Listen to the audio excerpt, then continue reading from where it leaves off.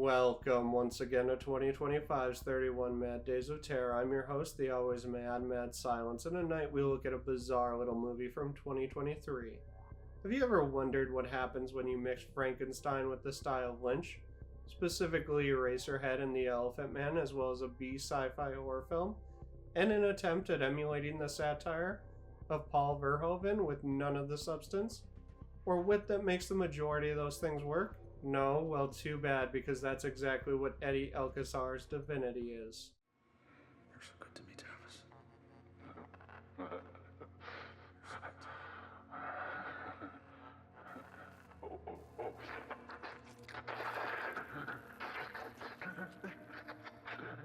A film I only found out about because Poppy did a really solid cover of Moon Age Daydream for, well, not the film itself, but instead Divinity's soundtrack. Music inspired by the motion picture, which only exists in the form of two covers from the looks of it.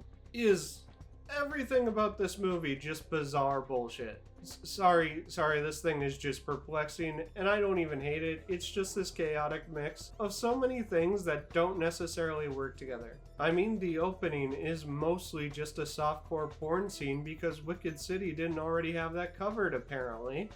The film loves to show off women in a way that's downright sleazy, and essentially boils them down to sex objects and baby-making factories while trying to somehow pull a feminist statement out of its ass at the same time. One major problem the All Cheerleaders Die movies suffered from that something like The Witch from the Sea didn't is just how insanely evident it was that they were made by men, despite their feminist narrative, and the same can be said for Divinity. Sure, there's a hell of a lot of homoeroticism here, but I'm not sure if it's because the writer-director was self-aware, or if it's just a bizarre result of the ironically vapid impossible beauty standard satire that applies to the men of the film as well. Look, Divinity truly falls short because of its desperation to say something profound while not being able to muster up much beyond "we should return to nature and procreate," something the film communicates in the most overwrought way possible. In another bit of irony, the film is at its best when it's indulging in its spectacle and hyper-violence, putting aside any kind of commentary or pretense, and embracing style over substance. That's the only place that this Frankenstein's monster of ideas and philosophies shines anywhere as bright as the ending seems to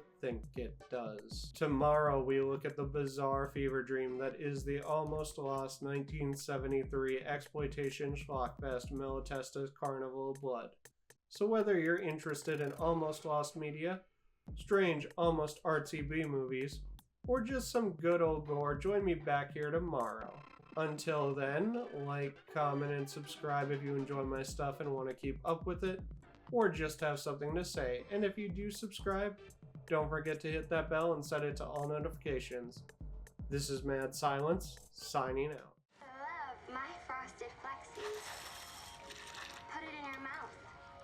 Frosted flexies. I love frosted flexies.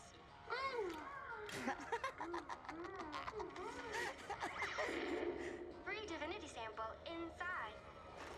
You know you want it. LinkedIn will stop.